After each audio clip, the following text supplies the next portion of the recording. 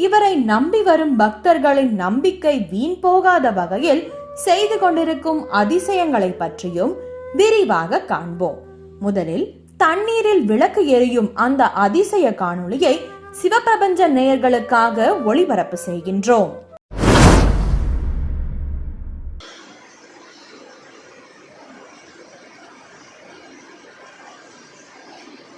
தண்ணி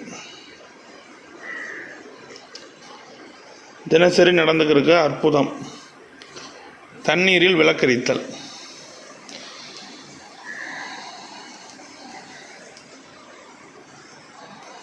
எல்லாம் வல்ல கோரக்க சித்தருடைய ஆசீர்வாதம். தண்ணீரில் விளக்கரித்தல்.